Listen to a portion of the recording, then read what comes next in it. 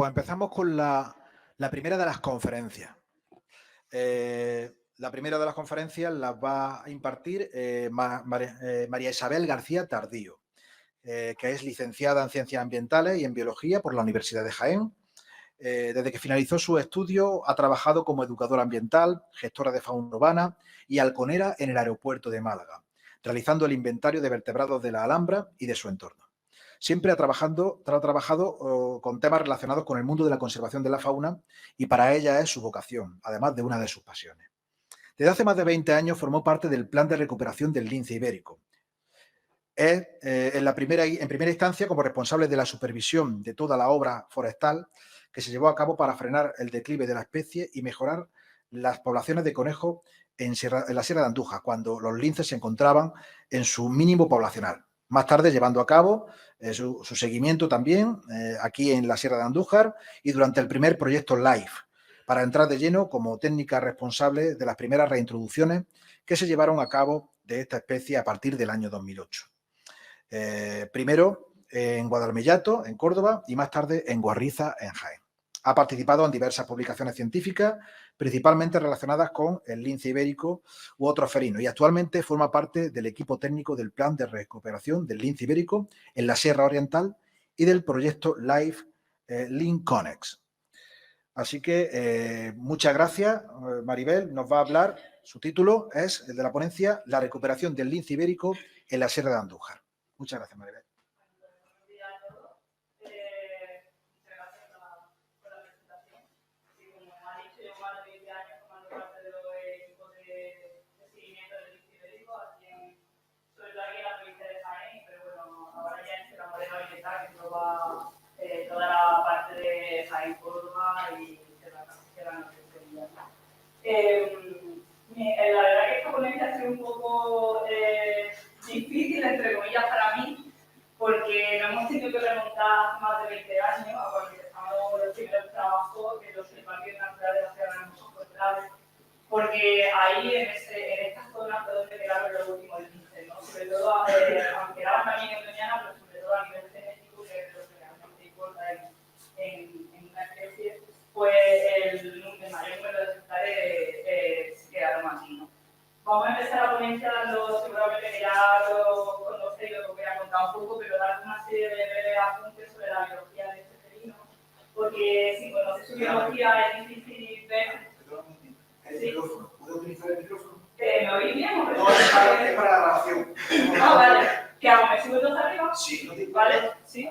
Yo es que me gusta más estar abajo, pero bueno, si tengo que estar arriba. Pues nada, que lo que os comentaba, que vamos a empezar a darnos unos apuntes generales sobre la biología de la especie, sobre todo para conocer las causas de sus factores de regresión, ¿no? Que la llevó a ese declive tan brutal en el que nos encontrábamos hace más de 20 años, a principios de siglo. El lince ibérico forma parte de la línea evolutiva de los grandes carnívoros, al igual que tigres, leones, jaguares o leopardos, ¿no? De los cuales se separó hace unos 3 o 4 millones de años. Tened en cuenta que siempre se ha tendido a asociar más a los linces a otros felinos de línea evolutiva de otros felinos. Sin embargo, está más emparentado con un tigre que con un gato doméstico en la escala evolutiva. Los primeros ancestros del género Lee aparecieron en Norteamérica y más tarde se distribuyeron, hará unos 6-7 millones de años, y luego más tarde se distribuyeron a Euroasia. El lince del género que más tempranamente se diferenció fue el lince rojo, y a partir de un ancestro común en el que surgieron el resto de especies de linces que conocemos actualmente, ¿no? En los que, bueno, pues las glaciaciones que se produjeron tanto en Norteamérica como en Euroasia, pues jugaron un papel muy importante en la especiación y en que aparecieran los diferentes linces asociados, pues, a los diferentes hábitats existentes, ¿no? Como podéis observar, las otras 3 especies de linces, si excluimos al ibérico, tienen amplios rangos de distribución. Fijaros que el lince rojo abarca, pues, prácticamente desde el centro de Canadá hasta México, El canadiense pues ocupa todo Canadá y norte de Estados Unidos, y existiendo incluso una zona de solapamiento entre ambas especies, que es la verde. Y el lince boreal pues, ocupa prácticamente todos los bosques de coníferas mixtos y de Eurasia y de caducifolios de Euroasia. Y sin embargo, el lince ibérico siempre ha tenido una distribución muy localizada, ¿no?, en la península ibérica, aunque los últimos datos arrojan que hace unos 600.000 años el lince también ocupó el sur de Francia, incluso se cree, bueno, sabemos que ocupó también parte del sur de Italia a través de multitud de restos que se han encontrado en un yacimiento que lo sitúan en el sureste de Italia hará unos 40.000 años, ¿no? En el sur de Francia se piensa que estuvo como hasta hace 600.000 años más o menos, ¿no? Entonces, todos los linces, como veis, comparten una serie de características comunes, todo común al género lynx, que son un penacho de pelo en la punta de la oreja, que lo conocemos todos como pinceles, las barbas típicas de la especie y una cola corta, ¿no? Y bueno, y dentro de pues el protagonista de la charla de hoy, que es nuestro lince ibérico. Siempre se ha pensado que era endémico de la península ibérica, pero ya hemos visto que no, como he comentado, por los yacimientos, pero actualmente pues solo se distribuye aquí en España y Portugal. Tiene un tamaño medio que oscila entre los 10 y los 14 kilos, aunque en las capturas hemos llegado a tener individuos, sobre todo machos, que han podido alcanzar hasta los 16 los 17 kilos de peso, ¿no? Pero lo normal, pues eso, que existe diferencia entre macho y hembra, como podéis ver, pero lo normal, ya os digo, todas estas es que oscilen entre 10 12 kilos la hembra y 14, 13 los machos. Todas estas medidas que podéis ver aquí se han obtenido, son medidas reales que se han obtenido de todos los chequeos que se han llevado a cabo a lo largo de todos los proyectos de conservación del lince, ¿no? Además de las características comunes al género lynx, también tiene algunas propias, como son este moteado tan característico. Todos los linces tienen cierto moteado, pero en el que es más evidente, digamos, en el ibérico. Además, presentan 3 tipos de capas, pero eso también un poco es por la obsesión que tenemos el ser humano en clasificarlo todo, ¿no? En mota gruesa, mota intermedia y mota fina, pero en realidad existe una variedad, una transición, una variedad de capas, transición entre ambos tipos de mota, ¿no?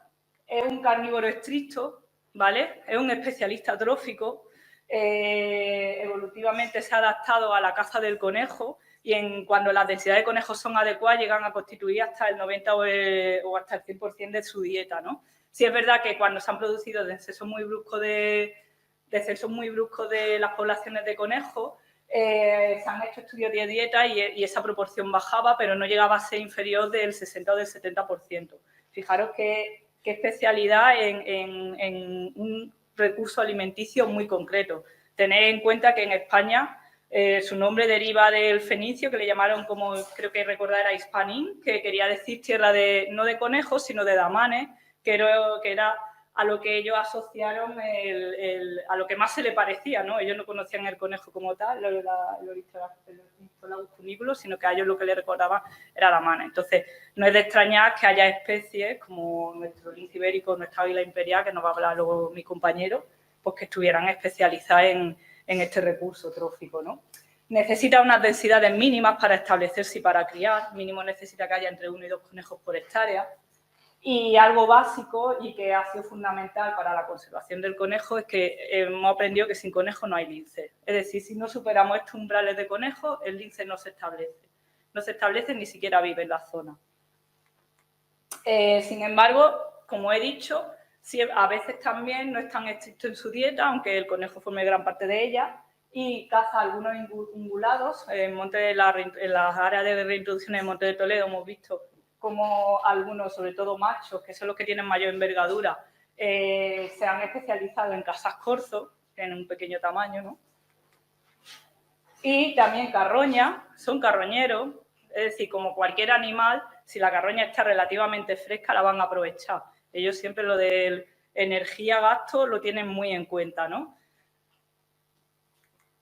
Y a veces pues también predan sobre animales domésticos y se meten en algunos líos, como gallinas o borregos en este caso, ¿no? Lo que pasa es que sí que es verdad que estos son casos muy aislados y además suelen ser de individuos concretos.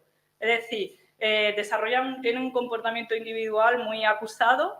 Los linces, cada lince de su padre y de su madre, como yo suelo decir, y hay algunos que son súper esquivos, que te ven y tú no los ves a ellos, y otros que son súper confiados y bajan hasta las piscinas de las viñas, que son las casas que tenemos aquí de Cambo en la Sierra de Andújar, pues a beber agua en verano con la gente viviendo allí, ¿no? Y ya os digo que eso va mucho en el carácter de cada uno. Entonces hay algunos individuos que a veces, en casos aislados, pues predan sobre animales domésticos. Está muy asociado al hábitat mediterráneo, siempre ha estado asociado al hábitat mediterráneo, aunque eso ha empezado a cambiar en los últimos años. Pero yo estoy hablando un poco de lo que nosotros pensábamos antes, 20 años, cuando nos encontrábamos en ese punto de inflexión aquí en la Sierra de Andújar, ¿vale? Son animales territoriales. ¿Qué quiere decir que son animales territoriales? Los territorios suelen tener entre 300 y 1000 hectáreas o incluso más, siempre dependiendo de la densidad de conejos de la zona. Cuanto más recurso alimenticio tengan, menos territorio necesitan defender para poder alimentarse él y la camada, ¿no? El tamaño medio suele estar entre las 500 y las 600 hectáreas. Nosotros usamos mucho las 625 hectáreas como tamaño medio, luego os voy a explicar por qué. Estos territorios los delimitan o los marcan con letrina y con orina, ¿vale? Y eso le hace que sus congéneres pues sepan hasta dónde llega cada uno, digamos, ¿no? Son como las paredes de su casa, esas marcas olfativas. Al ser territoriales, esto quiere decir que generan competencias interespecíficas e intraespecíficas, es decir, entre ellos mismos, los individuos del mismo sexo no suelen solaparse, suelen defender los territorios, y los del macho sí que suelen solaparse con una o varias hembras, ¿vale? Aquí hemos dibujado dos, pero yo en mi zona conozco linces que tenían hasta 3 hembras territoriales. El territorio del macho ocupaba hasta el territorio de 3 hembras, ¿no? Y como he dicho, pues los territorios los defienden tanto de otros linces como de otros carnívoros que explotan su mismo nicho trófico, ¿no? Siempre se ha pensado que el lince ibérico era un animal solitario, se le llamaba el fantasma de la sierra, el cazador solitario. Sin embargo, todos estos años de estudio nos han permitido conocer que no, que forman clanes familiares, que las hembras son capaces de compartir el territorio con sus hijas, que además ayudan en la crianza de los cachorros del año, o incluso, si las densidades de conejos son buenas, crían conjuntamente madre e hija. Y a veces pues ve camadas de 7 cachorros y no sabe cuántos son de una hembra, cuántos son de la otra, al otro día ve 5 con una y 2 con la otra, luego, total, que tienen una etología muy curiosa. Incluso llegando los padres y los hijos a mantenerse dentro del territorio del núcleo familiar y ayudar también en la crianza, ¿no? El celo de la especie, algo que aquí en la Sierra de Andújar todo el mundo conoce muy bien, porque es donde principalmente viene la gente a intentar avistar un lince, se produce entre diciembre y febrero, donde en zonas como La Lancha, que seguro que la conocéis todos, pues viene multitud de gente de todo el mundo a intentar avistar a este felino, ¿no? Suele coincidir en diciembre, suele empezar a finales de diciembre, coincidiendo con bajadas bruscas de la temperatura, digamos como que lo activa. Suele durar hasta en febrero. Los primeros partos empiezan a darse a finales de febrero, aunque lo normal es que sean entre marzo y abril. La gestación dura lo mismo que la de un gato doméstico, alrededor de 65 días. Y las camadas pueden oscilar entre 1 y 5 cachorros, ¿no? Aunque el año pasado en 2022, la Granadilla, una hembra que fue la fundadora del núcleo de Guarriza, tuvo una camada de 6 cachorros, fue el último año que crió porque murió al año siguiente en enero de un tumor, era ya bastante bastante longeva, tenía bastantes años, tenía 13 años cuando murió. Y bueno, es la primera vez que se tenía constancia, tanto en cautividad como en la naturaleza, de una camada tan abundante. La lactancia se alarga hasta los primeros 3-4 meses. A partir del tercer mes ya la madre empieza a presentarle el carne, el conejo muerto, ¿no? Y luego se suelen mantener en el territorio materno hasta el año de edad, donde aprenden todas las conductas sociales, de caza, etcétera, que le van a permitir poder vivir por ellos mismos una vez que se dispersan y emprenden la búsqueda de su nuevo territorio, ¿no? Y además tienen una enorme capacidad de dispersión, cosa que no se conocía. Fijaros, aquí tenemos a Can y Kentaro, que se liberaron en Monte de Toledo, y el recorrido que hicieron por toda la península ibérica. Al final los pobres tuvieron mala suerte, murieron atropellados, pero fijaros la enorme capacidad de dispersión que tiene la especie. Bueno, pues aquí nos encontramos lo que nos han contado ya la señora delegada un poco y Vicente, ¿no? ¿Dónde nos encontramos? Se piensa que en el siglo XIX el lince ocupaba toda la península ibérica. Sin embargo, ya Cabrera en 1910 hablaba de que el lince se había extinguido ya en el norte y en el este del país. Sin embargo, la industria peletera hasta el año 37 comercializaba más de 500 pieles de lince al año. Luego Valverde en el 63 dio la bola. Bueno, tened en cuenta que entre esto, además, en el 53 entró el Real Decreto donde se crearon las juntas de alimaña. Se pagaba por matar las consideradas alimañas, entre las que estaban el lobo, el lince ibérico, zorro, águila, multitud de especies hoy día protegidas, ¿no? En los primeros 7 años de estas juntas de alimaña hay notificados hasta 150 linces muertos. Pero fijaros que ya esos 150 linces muertos solo se habían abatido en 6 provincias de España, del centro y sur peninsular, ¿vale? En el 63 Cabrera nos da la voz de alarma, nos dice que quedan muy pocos núcleos aislados en la Sierra de Gata, en Monte de Toledo, en el noroeste de Badajoz y en Sierra Morena y Doñana. Y ya ante esas voces de alarma que empiezan a sonar, se decide proteger la especie en el 66, ¿vale? En los años 80, Rodríguez y Delibes hace una estima de abundancia en base a encuestas y la IUCN, la Unión Internacional de Conservación de la Naturaleza, nos indica que el lince se encuentra en peligro de extinción, lo clasifica con ese grado de amenaza. Se cree que esta estimación estaba los números eran superiores a los reales porque se hizo en base a citas. Y decían que había en torno a 1.100 linces en la península ibérica, pero probablemente fueran muchísimos menos, ¿vale? A partir de ese momento empezaron por la Estación Biológica de Doñana y otros organismos empezaron a hacer proyectos de investigación y se dieron cuenta de que no quedaban tantos linces. Entonces empieza a hacerse el censo diagnóstico entre el 2000 y el 2002, donde vemos que quedan menos de 100 linces. No encontraron más de 100 linces, quedaban menos. Entonces, en este momento, la Unión Internacional de Conservación de la Naturaleza le baja la categoría de amenaza, lo pone en peligro crítico de extinción. Si no se hacía algo, desaparecía, iba a ser el primer felino que iba a desaparecer en el mundo moderno.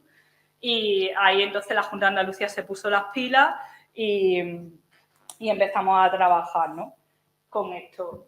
¿Cuáles fueron los factores limitantes o las causas de regresión que llevó a este punto a la especie? Pues por un lado la pérdida de hábitat que se produjo a lo largo de todo el siglo pasado.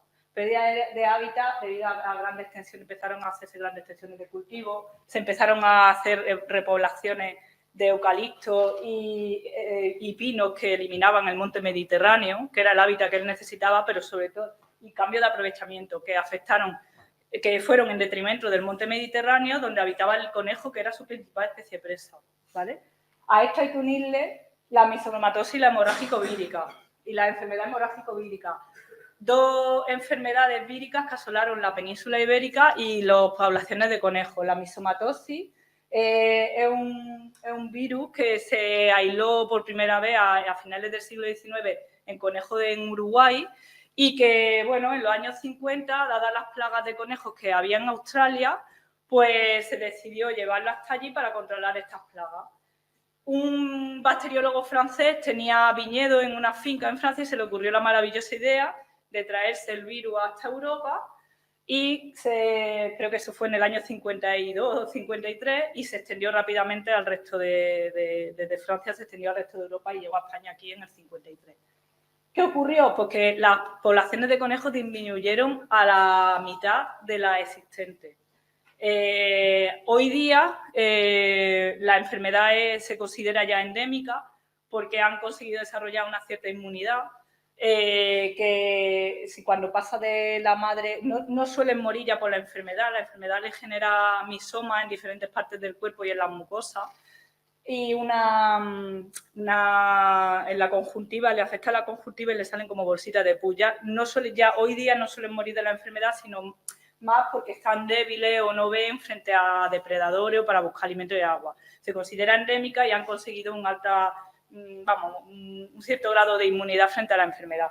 Pero ¿qué ocurrió? Que a finales de los 80 entró un nuevo virus, en este caso la enfermedad hemorrágico-vírica, y esta solo pues hizo que nos quedáramos como un 70 o un 80% menos de los conejos que había. Es decir, cuando entró la misomatosis en la península ibérica nos quedamos con el 50% de los conejos y cuando entró la hemorrágico-vírica de ese 50% de conejos murió alrededor entre el 80 y el 90%. Pero es que esta enfermedad lo que ocurre es que sigue afectando que una vez que entró ha seguido afectando a las poblaciones de conejos llegando a extinguir hasta un 70% de las poblaciones de los conejos existentes en la península ibérica, ¿vale? Entonces, bueno, el principal factor limitante es un factor limitante de primer grado de la recuperación de las poblaciones de lince en la península ibérica, ¿vale? Y luego, pues, la mortalidad no natural que ya os contaba antes, ¿no? Primero por persecución. Uy, perdonad, pero se ha movido un poquito la presentación. Primero por persecución directa, como ya os he contado, con las juntas de alimañas y demás. Fijaros, antiguamente era un trofeo, esto en una finca de aquí del Parque Natural de la Sierra de Andújar, lo de las cabezas de lince, pero bueno, antes estaba permitido, era un trofeo y se cazaba. Más tarde por los atropeños y hoy día pues por prácticas cinegéticas ilegales, que aunque se ha trabajado muchísimo con ellos y son en casos muy aislados y concretos, pero todavía se siguen dando, ¿no? Este lince que veis aquí con un cepo es charqueña, una de las hembras reintroducidas en la población una de las hembras fundadoras reintroducidas en la población de Guadalmedallo en Córdoba. Otra causa de regresión muy importante fue que debido al número tan limitado de individuos que quedaron en libertad, la variabilidad genética era muy baja, lo que dio lugar a procesos de endogamia, pues que generaban reducción del tamaño de camada, inmunosupresión, problemas congénitos, empezaron a aparecer linces cristórquidos, enfermedades le afectaban más. Por ejemplo, en 2007 tuvimos una crisis de leucemia felina en Doñana. Aquí en Sierra Morena sabemos que ese virus circula y los linces incluso aparecen inmunizados, aparece que han tenido contacto con la enfermedad, pero no ha pasado nada. Sin embargo, en Doñana pues murieron alrededor de 12 individuos. Que decir, bueno, 12 no es tanto, pero es que partíamos de una población que a lo mejor estaba en torno a los 30 o 40 individuos por aquellos entonces, ¿no? Fijaros en la gráfica de abajo de la derecha, es muy representativa. Cada punto equivale al análisis genético de un individuo de lince. Los que son anteriores al 2000, sobre todo, proceden de colecciones de animales disecados o de museos de ciencia de la colección de Doñana, etcétera. Fijaros, cuanto más separados están los puntos, indica que mayor variabilidad genética existe, mayor diferencia genética existe entre ellos. Y fijaros cómo los puntos, a partir del 2000, que fueron los primeros linces que empezamos a capturar o que empezaron a formar parte del programa de cría en cautividad y de los que pudimos tener análisis, pues fijaros los juntos que están, ¿no? Los colores simbolizan las diferentes poblaciones. Entonces, cuanto más juntos estén dentro del mismo color, más emparentesco entre ellos existe. Y aquí podéis ver en la gráfica de la derecha, los dos puntos rojos, podéis ver cómo, la gráfica de la derecha lo que simboliza es los individuos de la población de Sierra Morena en azul y individuos de la población de Doñana. Fijaros los puntos, en Doñana prácticamente eran todos estaban emparentados, ¿no? Y sin embargo, en Sierra Morena sí que la variabilidad genética era mucho mayor. Y los puntos rojos, pues ahí que tenéis, son los primeros linces en cautividad que nacieron procedentes de una pareja mixta de Doñana Sierra Morena. Bueno, teniendo en cuenta todos estos factores de regresión, os voy a contar un poco cómo se empezó a trabajar aquí en la Sierra de Andújar. Por favor, no controlo el tiempo, si me vais diciendo, porque creo que me estoy enrollando un poco. Os voy a contar que en el punto inicial que nos encontrábamos aquí en la Sierra de Andújar a principios de este siglo, años 2000, 2002, yo empecé a trabajar en el proyecto en el 2003, pues ¿dónde estábamos? Se hizo el censo diagnóstico de las poblaciones del lince ibérico en España y Portugal, ¿vale? Lo hizo Guzmán junto con un compañero mío que trabaja también en el Germán, que trabaja también en el plan de recuperación. Y se establecieron una serie de metodologías en base a indicios, en base a indicios y a fototrampeo, se pudo ver que quedaban menos de 200 linces. Pero estos 200 linces quedaban 26 individuos en 30.000 hectáreas en Doñana y 68 individuos alrededor de 16.000 kilómetros, 16.000 hectáreas dentro del Parque Natural de la Sierra de Andújar y de Cardeña y Montoro. Por tanto, esto es lo que os decía, el Parque Natural de la Sierra de Andújar fue clave en la recuperación de esta especie, en los inicios de la recuperación de esta especie. Lo que os comentaba, viendo los números tan drásticos, estábamos ante un punto de inflexión en el que o la especie se extinguía o nos poníamos las pilas y empezamos a trabajar. La Junta de Andalucía, por aquello entonces, sacó un presupuesto rápido para poder empezar a conocer el estado de las poblaciones a una escala más de detalle aquí en la Sierra de Andújar y en Doñana. Y mientras se preparaba toda la burocracia para contar con fondos en estos primeras instancias procedentes de fondos LIFE de Europa para intentar que el declive de la población no fuera más. Y empezamos a trabajar pues en estas zonas que os digo, ¿no? Aquí tenéis el área de distribución, estaba formada por 2 núcleos aislados, uno en el Jándula, justo en la finca, bueno, en el que incluía la finca que vais a visitar mañana, y otro en Yegua, en el Valle del Yegua, a caballo entre la provincia de Córdoba y la de Jaén, ¿no? Realmente formaba las líneas administrativas para los linces no ser nada y un río lo cruzaban, teníamos individuos a un lado y a otro, ¿no? de ese núcleo. Con esto pues llegan los 2 primeros proyectos LIFE, que fue donde la mayor inversión se llevó aquí en la Sierra de Andújar, gracias a que contábamos con un número de ejemplares con una genética más o menos aceptable. El primer programa LIFE se llevó a cabo entre el 2002 y el 2006. Tenía unos objetivos muy claros, que era frenar el declive de la población. Queríamos que no se siguiera extinguiendo, que no perdiéramos ni un solo animal más, ¿no? Cualquier animal era muy valioso por los genes que llevaba, ¿no? Que portaba. Y estabilizar la población.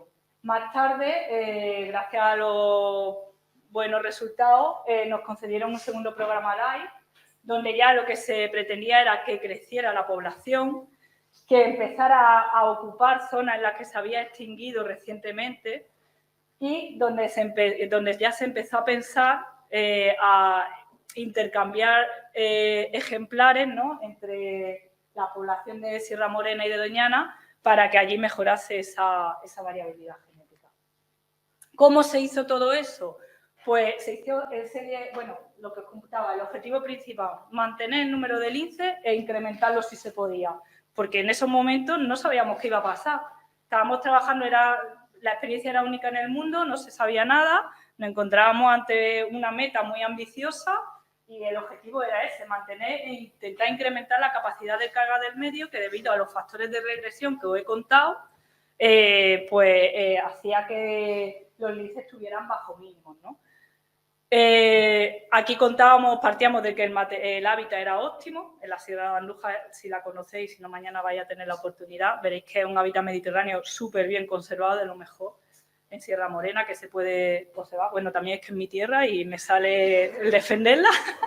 Pero bueno, es precioso el parque. Yo he visitado muchas zonas de Sierra Morena y muchas partes del mundo y la Sierra de Andújar, verdad que tiene un encanto especial, como mañana vaya a poder ver. Y bueno, se implantaron una serie de medidas, ¿no?, que se han mantenido a lo largo de los diferentes proyectos online. La primera, pionera y más importante, que yo creo que fue básica, fue los convenios con particulares y sociedades de cazadores. Todo el área de distribución del lince ibérico en aquellos momentos, dentro del Parque Natural, la mayor parte se encontraba dentro de propiedades privadas. Entonces era fundamental que pudiéramos empezar a trabajar con esa propiedad privada. Y eso se hizo con acuerdos de colaboración, con convenios, en los cuales había una conservación activa entre la propiedad y el proyecto. Digamos que en estos convenios pues era como un quid pro quo entre los cuales la Junta pues le daba asesoramiento, hacía una serie de beneficios para mejorar las poblaciones de conejos, que a nosotros era lo que nos interesaba, pero que quedaban a beneficio de la propiedad. Incluso se solía pagar si existía pérdida económica, eso luego más tarde se obvió, pero en los primeros momentos era muy importante. Si le estábamos pidiendo a una finca donde se explotaba el conejo como caza menor, que aquí en Andújar son muy pocas, o vamos, creo recordar que había entre 2 y 3, que no lo cazara, pues evidentemente había que ese perjuicio económico, ¿no?, restablecérselo a la propiedad, ¿no? Y eso se hacía a través de este convenio, ¿no? ¿Y qué nos permitía la propiedad a nosotros? Pues realizar mejoras de hábitat para conseguir incrementar en primera instancia y de manera local esas poblaciones de conejos y alcanzar esas densidades mínimas para que los linces no siguieran perdiéndose individuos, sino que además se asentaran nuevos, ¿no? El objetivo, como he dicho, pues es hacer participar a los propietarios de la conservación del lince y poder realizar las actuaciones. ¿En qué consistían estas actuaciones de mejora y conservación de territorio que se desarrollaron aquí en el Parque Natural de la Sierra de Andújar, tanto en los montes públicos como Valquemán, que es una finca pública que está dentro del Parque Natural, como en las propiedades privadas? Pues la estrategia que se diseñó era, entre el primer y segundo año, fueron medidas in extremis, ¿no? Lo que intentábamos era, a corto plazo, que los linces tuvieran disponibilidad de alimentos. Entonces, eso se hizo mediante reforzamiento poblacional de conejos, es decir, mediante sueltas, reintroducciones de conejos los cuales se traían de otras zonas en los que se sabía que era la misma subespecie de conejo, la Cuniculus cuniculus, que había, se hacían análisis genéticos de poblaciones de conejos, de los cuales se extraían y se liberaban aquí en la sierra, ¿vale? Alimentación suplementaria de los linces en cercados, es decir, se construyeron diferentes cercados en los que se aportaba conejo para que los linces tuvieran acceso a él rápidamente, y mejoras de hábitats que incrementaran de manera natural esas poblaciones de conejos silvestres existentes, ¿vale? Estas fueron la metodología, pues, para conseguir los primeros objetivos del primer proyecto LIFE, que era seguir perdiendo capacidad de carga y aumentarla, ¿no? Al final lo que queríamos era incrementar el número de hembras territoriales, que son al final las hembras las que crían y las que regentan los territorios, y que, pues, al fin y al cabo era el motor demográfico de la especie. Bueno, aquí os voy a estas unidades de trabajo se le llamaron unidades de recuperación de territorio o unidades de compactación de territorio, ¿vale? Aquí tenéis un esquema gráfico, tenemos un territorio ocupado por un lince y un territorio que está desocupado, pues porque las condiciones de las densidades de conejos no cumplen los requerimientos mínimos. Entonces, dentro de ese cercado, lo que se hacía dentro de ese territorio, que podría tener 500 a 600 hectáreas, se hacían normalmente entre 5 y 6 cercados de conejos. Se hacían mejoras de hábitat en torno a los cercados, es decir, se mejoraba, se desbrozaba, se aportaban siembras, se hacían refugios y se le añadía agua. Y esto hacía que se alcanzara una densidad mínima que nos permitiese que otro lince se estableciese, otra hembra territorial se estableciese y criase. La mejora de hábitat, pues como aclarado de pinares, para favorecer el crecimiento de matorral mediterráneo, en zonas donde estaban muy cerradas de jara, pues lo que se hicieron eran desbroces, tanto manuales como selectivos, favoreciendo siempre los ecotonos, ¿no? Que es la zona que más le gusta al conejo, para poder tener refugio cuando sale a alimentarse, incluso se hicieron siembra o abonados, ¿no? Los mejoras de refugio, pues aquí se hicieron vivares de tubo, aunque lo veáis súper artificiales, no dejan de ser cemento, hormigón y arquetas de plástico. Los conejos les encantan, son los que más les gustan. Antes de que lo estés terminando, si hay unas densidades más o menos buenas de conejos en la zona, lo ocupan.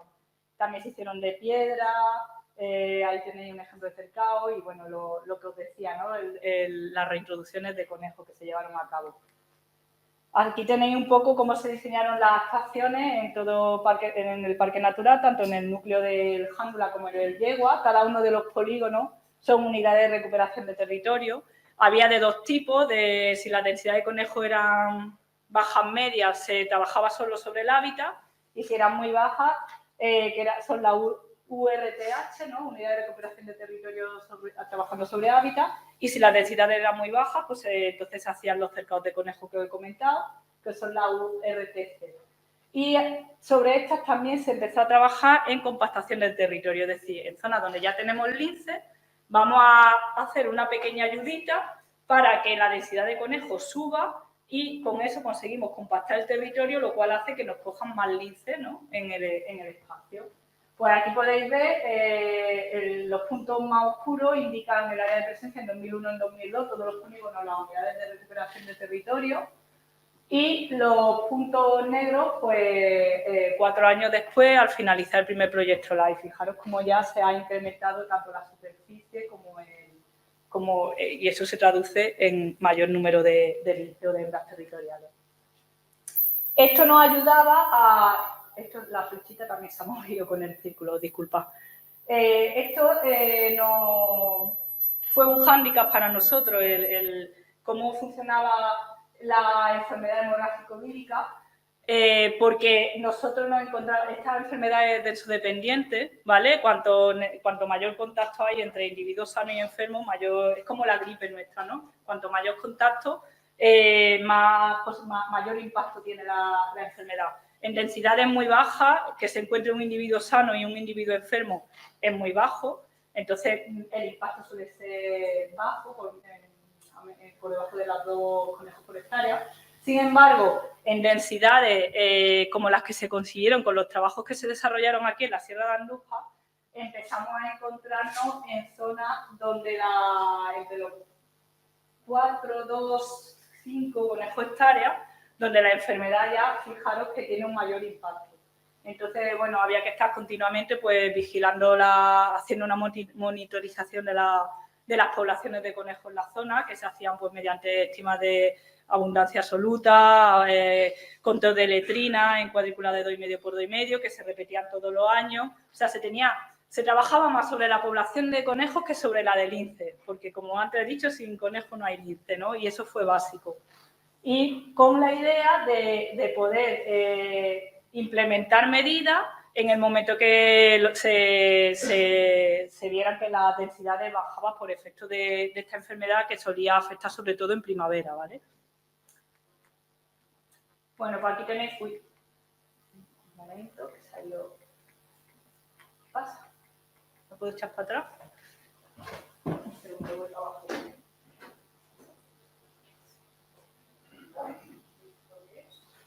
Se va a saltar una diapositiva que ahora me interesa.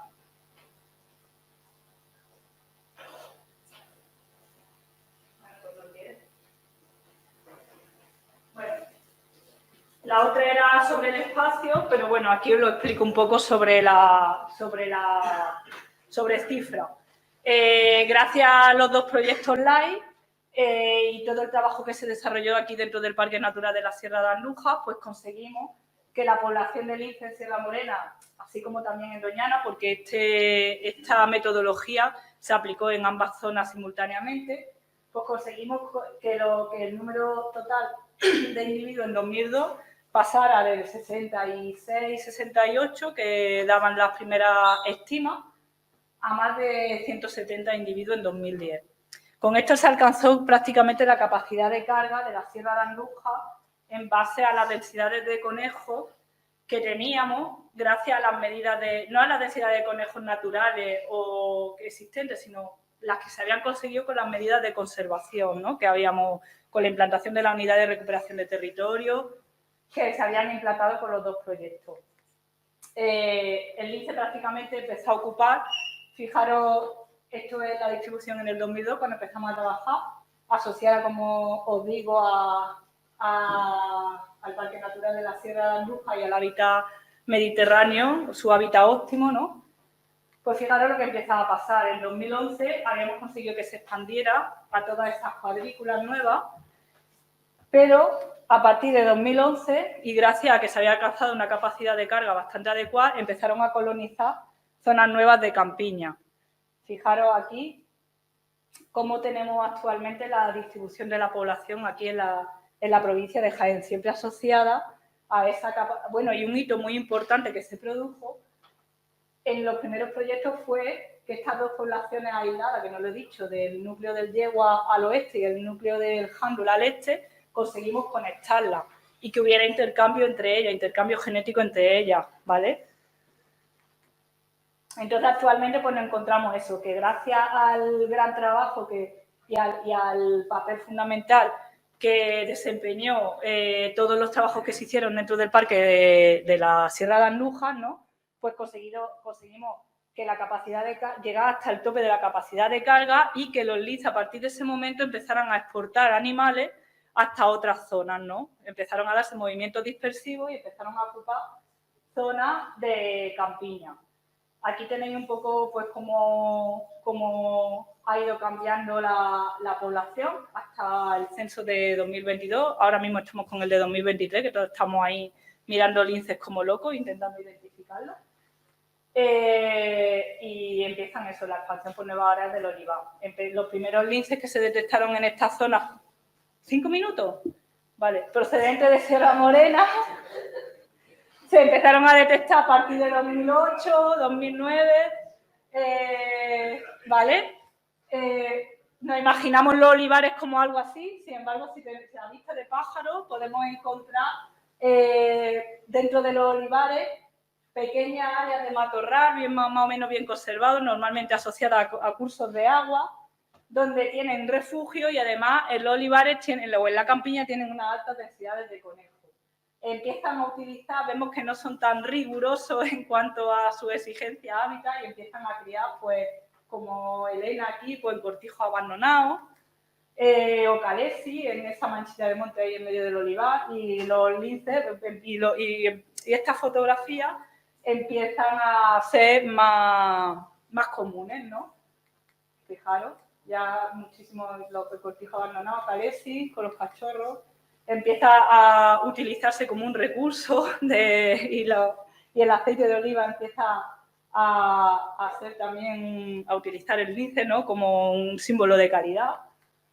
Y bueno, explicar un poco qué ha pasado. Aquí os quería mostrar cómo las zonas de expansión del lince y el olivar han ido aportando individuos o efectivos al tamaño total de la población desde 2011, que empezaron a criar, hasta el 2022. Cuenta con más de 120 ejemplares en la campiña.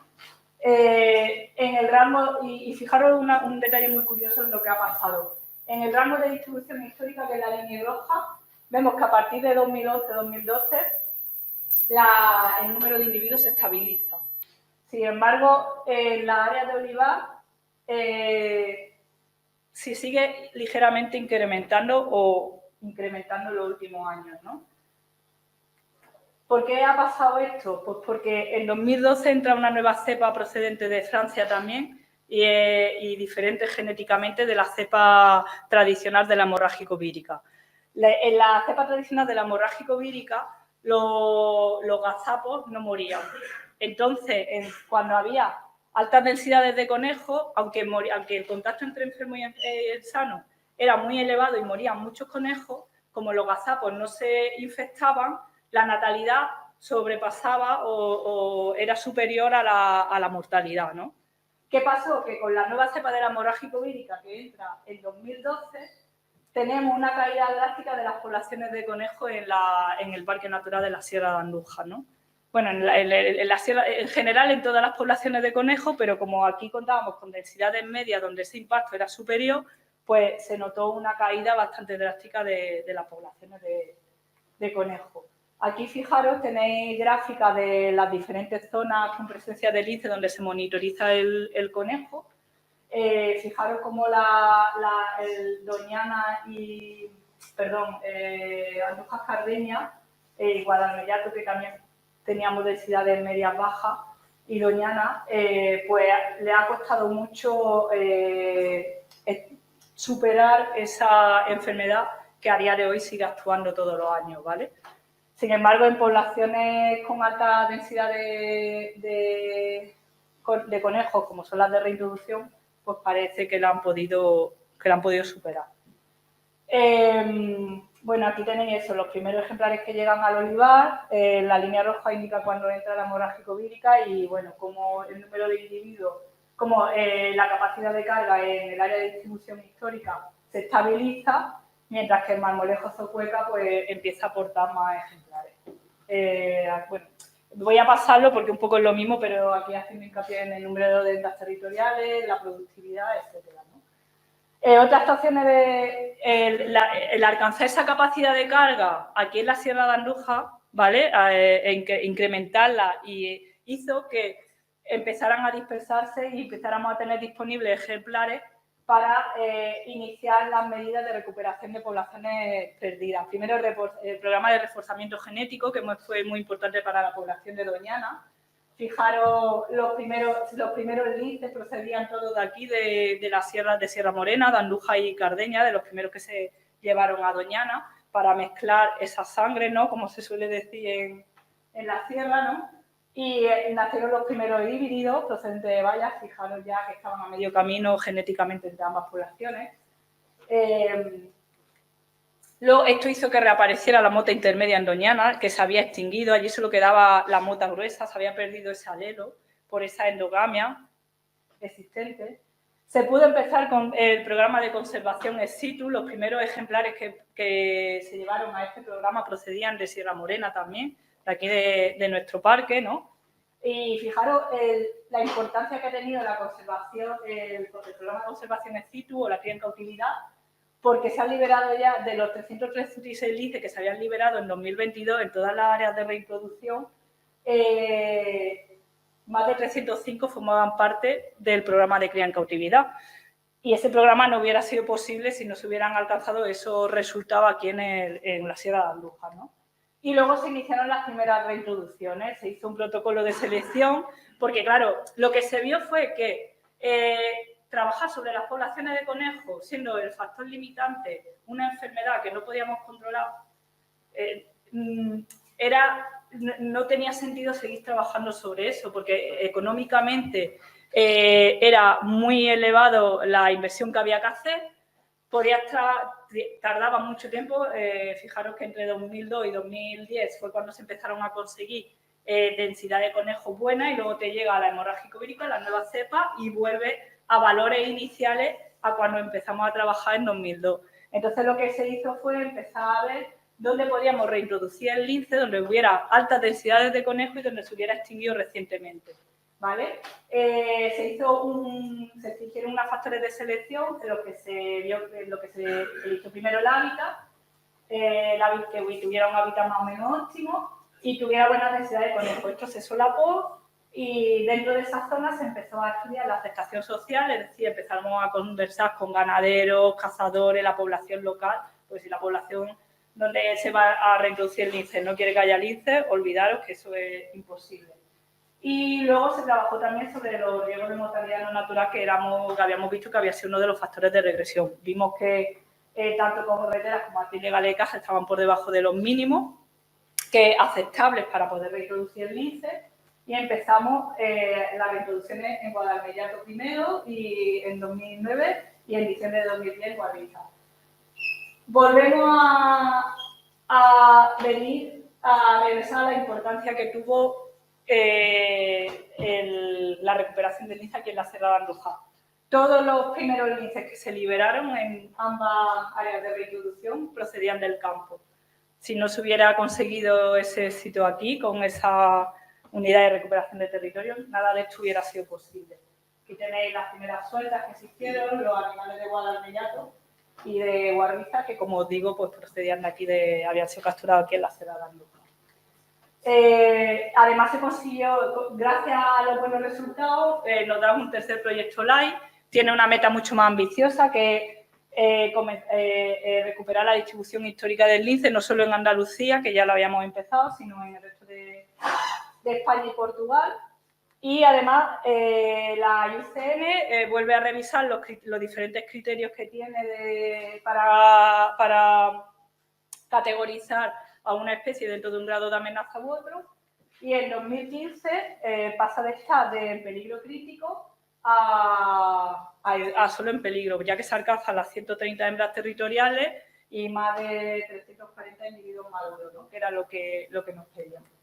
Se hace una selección de áreas a gran escala para poder empezar a trabajar en el resto de la península ibérica. Ya empezamos a utilizar inteligencia artificial para poder estudiar los diferentes hábitats potenciales.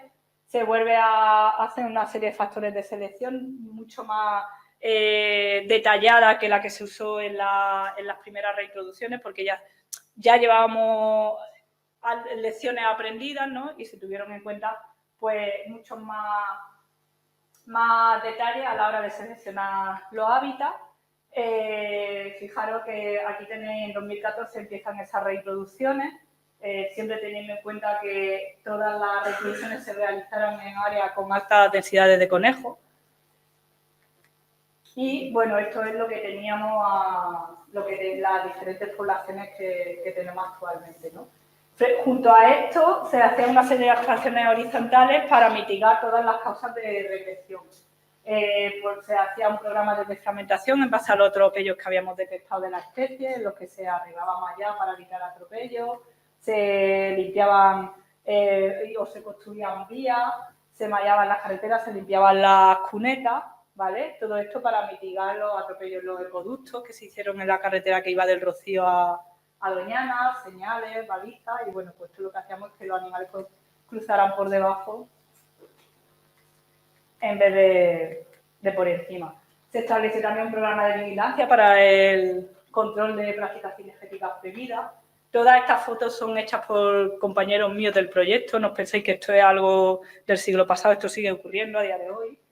En ella colaboran agentes de medio ambiente, SEPRONA y nosotros durante los trabajos rutinarios. Y bueno, pues nos encontramos situaciones tan desagradables como estas, ¿no? Y luego un estricto programa de control sanitario en los que se hace una campaña sanitaria anual para ver prevalencia de enfermedades, chequeo de emergencia, si aparecen animales como estos o incluso necrosia, que nos permiten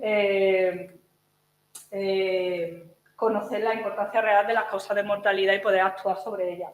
Fijaros que parece que los atropellos es lo más importante, sin embargo, el furtivismo está muy cercano a la causa de atropello. Esto está en base hecho a animales radiomarcados, que se ha hecho una necrosis y que sabe al 100% lo que le ha ocurrido.